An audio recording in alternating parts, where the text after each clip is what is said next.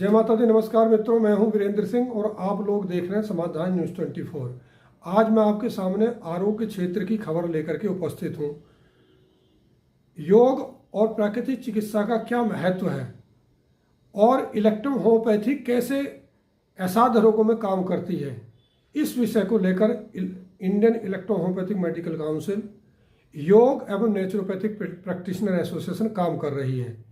13-14 जनवरी को गांधी शांति प्रतिष्ठान में इनका एक कार्यक्रम आयोजित किया गया और उस कार्यक्रम में जाने माने योगाचार्य सत्येंद्र सेवार्थी को उसका राष्ट्रीय अध्यक्ष चुना गया। बहुत सारी चर्चाएं हुई। क्या बोला सत्येंद्र सेवार्थी ने, सुनिए इस रिपोर्ट में। आपने क्या देखा मुझे नहीं पता, चुन लिया आज।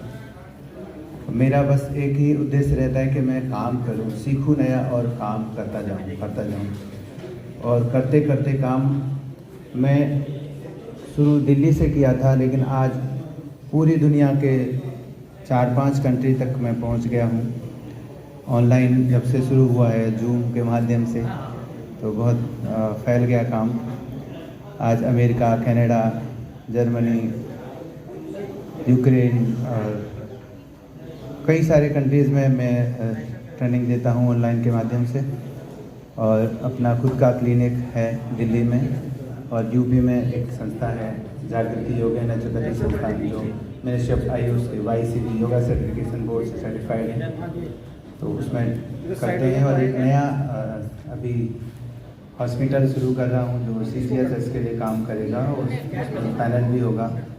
और सरकार ने जो योजना दी है कि अब आयुष को भी पैनल पर लाया जाए, और जो गवर्नमेंट के जो एम्प्लॉयज़ हैं, जो अभी एलोपैथी में ही केवल चिकित्सा होती है उसकी, और कार्ड वहीं चलता है, अब आयुष में भी वो मान्य हो गया है। तो जितने बीमा धारक होते हैं और जो CGHS पैनल पे है या जो भी गवर्नमेंट की योजनाएं हैं, वो सब अब इसमें मान्य होंगे, तो उसके लिए हम काम कर रहे हैं। दूसरी बात यह है कि नेचुरोपैथी, इलेक्ट्रो होम्योपैथी एनर्जी पर काम करती है और योग भी एनर्जी पर काम करता है। प्राकृतिक चिकित्सा भी एनर्जी पर ही काम करती है। प्राकृतिक चिकित्सा हमें प्रकृति से जोड़ती है। उसका एक ही उद्देश्य है प्राकृतिक चिकित्सा का, कि जो पंचभूत से जो हमारा शरीर बना है, और इसी के थ्रू आपको ठीक होना है। आपके अंदर हीलिंग पावर होती है, हीलिंग एनर्जी होती है, जिसको अगर आप जो इम्बैलेंस हो गई है उसको बैलेंस कर लीजिए। मिट्टी, पानी, धूप, हवा, उसके माध्यम से आप चिकित्सा करिए। कोई ड्रग नहीं लेना है किसी प्रकार का। आयुर्वेद को भी मना करते हैं कि आयुर्वेदिक जो मेडिसिन से ये भी नहीं देना है आपको पूरी तरह से नेचर के साथ जुड़ना है, अपने शरीर को पहचानना है और एल्कलाइन रखना है, खाने पीने का ध्यान रखना है, बस यही है। अब ये तो अपने आप को स्वस्थ रहना रखने के लिए है। और योग जो है वो क्या करता है, अपनी जो एनर्जी है आपकी, उस एनर्जी को सुप्रीम एनर्जी के साथ, सुप्रीम कॉन्शियसनेस के साथ आपको जोड़ना है।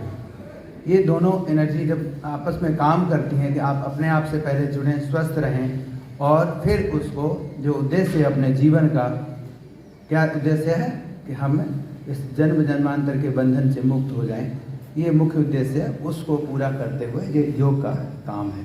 लेकिन अब एक नई बात जो है, आज पूरे दुनिया में योग को तो पकड़ जा रहा है बहुत, उसको अपनाया जा रहा है।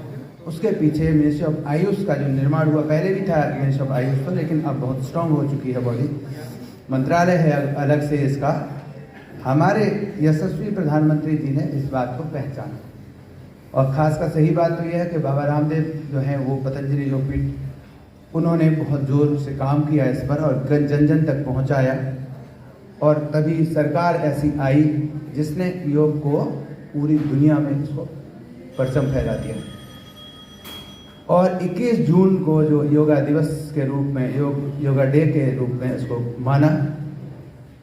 पूरी दुनिया में हर साल बड़ी धूमधाम से योग को मनाया जाता है। अब हुआ क्या है, उसके पीछे जब ये पूरी दुनिया में योग दिवस मनाया जाने लगा तो डिमांड बढ़ गई।